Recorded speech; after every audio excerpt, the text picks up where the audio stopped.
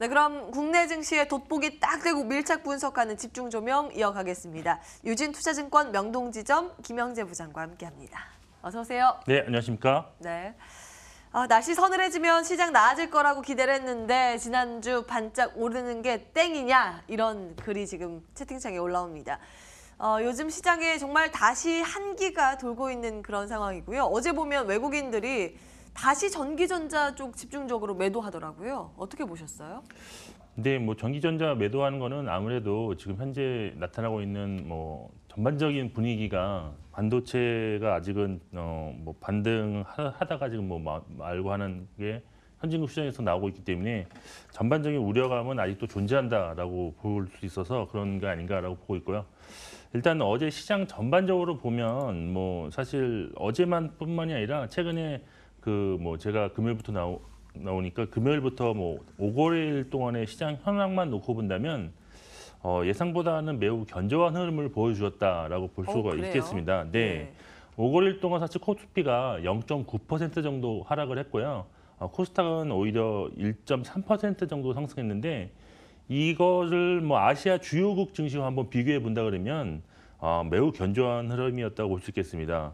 뭐 아무래도 최근에 이제 터키라든지 아르헨티나 같은 그런 신흥국 통화의 불안이 좀 발생을 했고 여기에 달러 강세가 나타나면서 좀 아시아 시장 전반적으로 좀 마이너스를 기록을 했는데 사실 여기에 또 중국과의 그런 무역 전쟁 그 재점화 가능성이 또 부각되면서 특히 홍콩 증시는 많이 좀 하락을 했습니다.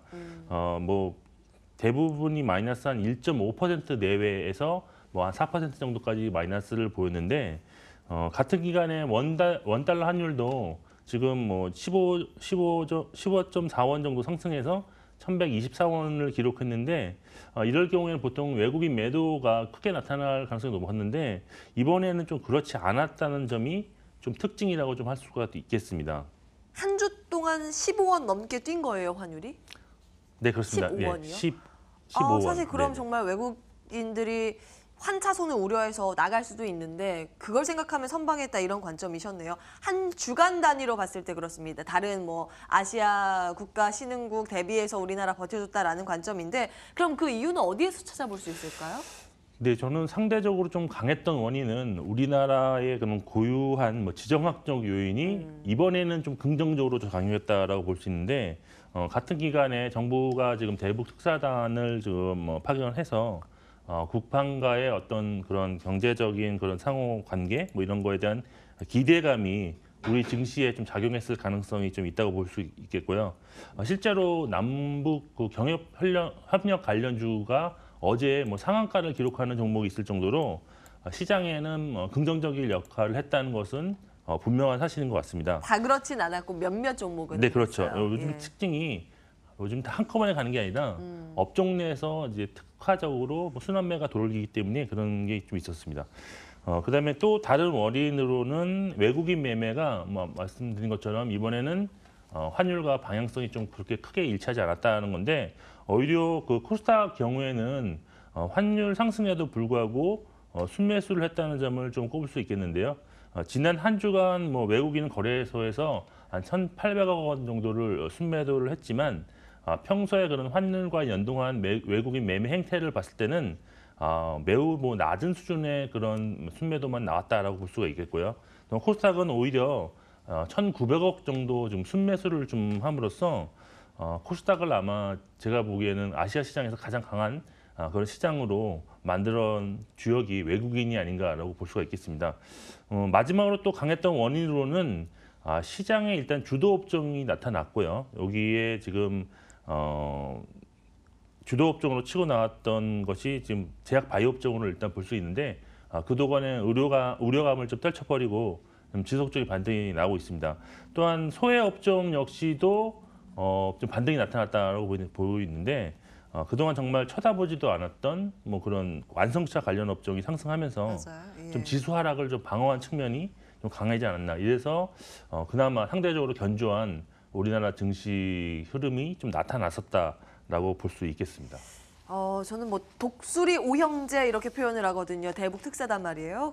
다 1박 2일 아니고 당일치기로 다녀오면서 일단 김정은의 뭐 판을 깨지 않겠다라는 구두 약속 정도는 받아왔는데 사실 말씀해 주신 것처럼 몇몇 종목은 급등을 했습니다만 전반적인 시장 분위기나 뭐 남북 경협주 대다수는 장 초반 상승폭을 거의 반납했단 말이에요. 그럼 전반적인 분위기가 뭐 좋다라고 보기보다는 시큰둥했다라고 저는 평가를 하는데 단기적인 관점에서 우리 시장 어떻게 대응을 하면 좋을까요? 네, 일단 기본적인 전망은 추가 상승이 나타날 가능성은 크지 않다라고 보고 대응하시는 것이 좀 더 바람직하지 않겠느냐라고 보고 있고, 그렇지만 지수가 조정을 받겠지만 개별 종목 같은 경우에는 중립 이상의 좀 양호한 흐름이 좀 예상될 수 있습니다. 예. 일단 지수 상승이 크지 않을 것으로 보는 이유는 일단 지수가 반등을 좀 지속을 하면서 최근에는 상승하지 못하고 약간 횡보 내지는 약간 하락 조정 양상을 보고 있는데, 아무래도 지금 기술적인 저항대에 진입을 했고 여기서 바로 뚫고 나가기까지는 에너지가 아직 부족하고 오히려 좀 숨고르 기간을 거친 이후에 상승하는 것이 훨씬 더 자연스러운 상승으로 이어질 가능성이 높다고 지금 보여집니다. 여기에 좀 통계적으로 또 뭐 재밌는 것이 하나 있는데요. 2015년부터 지금 최근 3년간 국내 주식가 추석 연휴 전후로 봤을 때 2주간 흐름과 2주간 그 추석 이후 2주간 흐름이 전혀 다르게 나타나는 점이 있습니다. 그러니까 추석 연휴 이전 2주간의 흐름은 3년 연속 좀 마이너스를 기록했고요.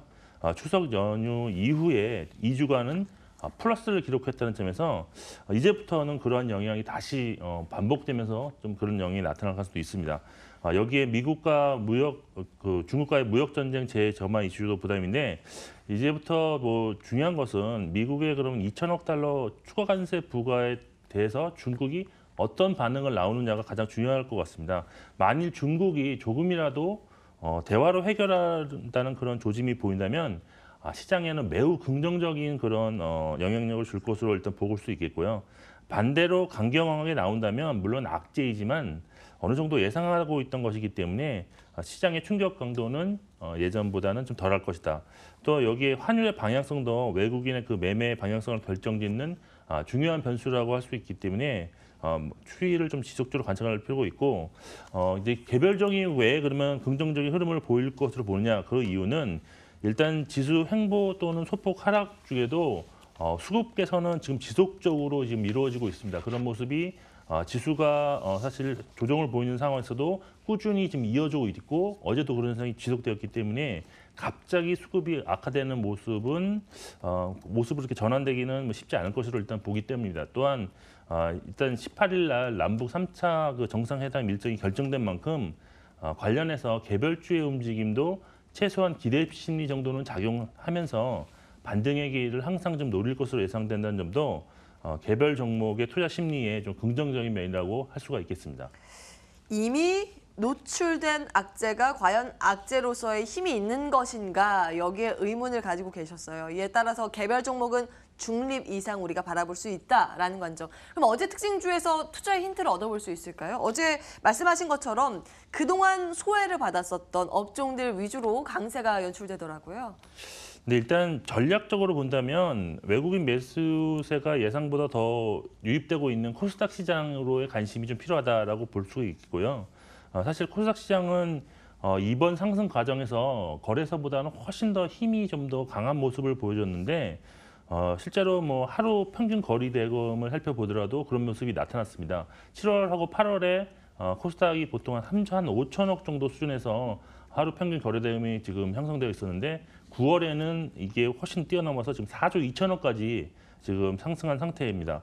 반대로 거래소는 8월 평균보다도 9월이 지금 더 감소하는 모습을 아직도 나타나고 있기 때문에 코스닥 시장에서 순바뀜이 더 활발히 진행되고 있고 그만큼 상승하려는 에너지도 더 강하다라고 볼 수 있습니다. 예. 그리고 코스닥 시장 내에서도 좀 차별화된 그런 모습인데, 외국인 매수가 지속적으로 유입되면서 거래 대금 증가가 확인되는 개별 종목에 대한 관심이 좀 필요하다고 보이고, 양시장 공이 최근 추세가 상승 전환하려는 그런 시도를 하고 있는 종목들이 상당히 많습니다. 그래서 그러한 종목들 역시도 매수 후에 추세가 무너지기 전까지는 보유해서 가져가는 조금은 중기적인 시각에서의 전략도 가능한 시점이다라고 볼 수 있겠고, 여기 뭐 단기 트레이딩 관점에서 접근이 또 충분히 가능하다고 볼 수 있는데, 뭐 대장업종으로 등극한 제약, 바이오 내지 움직임이 내에서 움직임이 활발한 종목들, 또한 뭐 남북 경협 관련된 종목들도 최소한 추석 이전까지는 매매 대상에 포함될 수 있을 것으로 보입니다.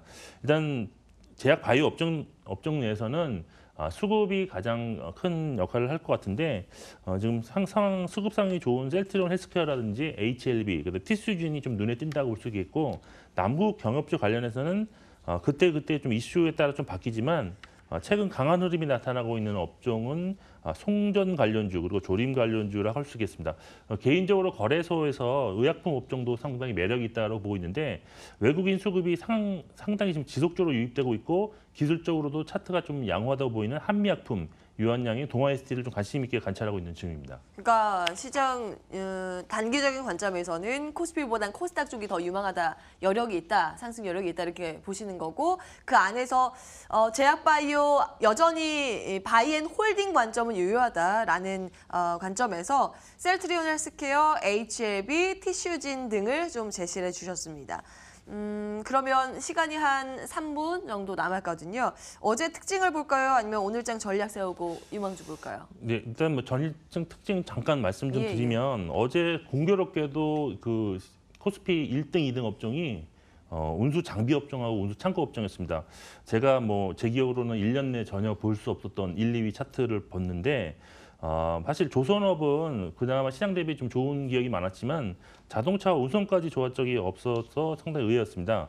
일단 조선업종 같은 경우는 최근에 심심치 않게 상승하는 흐름 자주 발견될 수 있는데 아무래도 그 LNG 선박 발주에서 우리나라 그 조선 회사들이 거의 싹쓸이 수준을 했다. 여기에 앞으로 한금 규제에 따른 LNG 선박의 그런 수요가 지속적으로 나타날 수 있고 여기에 또 국제회사기구가 2020년부터 그런 뭐 황 관련해서 상한선을 좀 확 낮췄기 때문에 선박 교체 수요가 지속적으로 나타날 수 있습니다. 그래서 여기에 또 향후에는 뭐 해양 플랜트까지도 더해진다면 상당히 좋은 흐름이 나타날 수 있을 것으로 기대되고 자동차 같은 경우는 국내 판매 호전이라는 재료의 낙폭과대 인식, 그다음에 장기 침체라는 수급공 현상이 맞물어진 결과로 상승했다고 보여지는데 아직까지는 기술적 반등이라고 좀 보고 있습니다. 운수창고 어제 뭐 육상 종목들이 많이 상승했는데 CJ 대한통운, 한진 같은 경우가 많이 상승했습니다. 여기도 실적 회복 기대감과 추석을 앞두고 택배 물량 증가에 따라서 고정비 커버가 3분기에 줄어들 것이라는 것도 긍정적으로 할 수 있습니다. 전략은 사실 이익가성이 좀 더욱더 확실해지고 있는 조선 3사들 그리고 LNG 선박 건조 시에 필수적으로 사용되는 조선 기자재인 본행제 관련한 종목들을 좀 보셔야 된다고 보고 있는데 예를 들어 한국카본이나 동성 화인텍이 올해 실적보다 내년 실적이 더 기대된다는 점에서 중기적인 관심이 필요하다고 보고 있습니다. 오늘 말씀 여기서 좀 정리를 해봐야겠습니다. 뭐 여러 가지 업종들 전반적으로 말씀해 주셨는데 조금 정리를 해보자면 자동차 섹터 어제 상승은 했지만 단기 관점에서 기술적 반등에 그칠 가능성이 높고 반면에 조선 섹터는 여전히 추가적인 상승 여력이 있다라고 좀 정리를 해보면 될 것 같습니다. 종목에 대한 이야기 다음 주에 더 이야기 심도 깊게 나눠보도록 하죠. 네, 지금까지 유진투자증권 명동지점의 김영재 부장과 함께했습니다. 굿모닝 마켓워치도 여기서 정리해볼게요. 보다 자세한 투자 전략은 이어지는 순서에서 함께 해보시죠. 시청해주신 여러분 고맙습니다.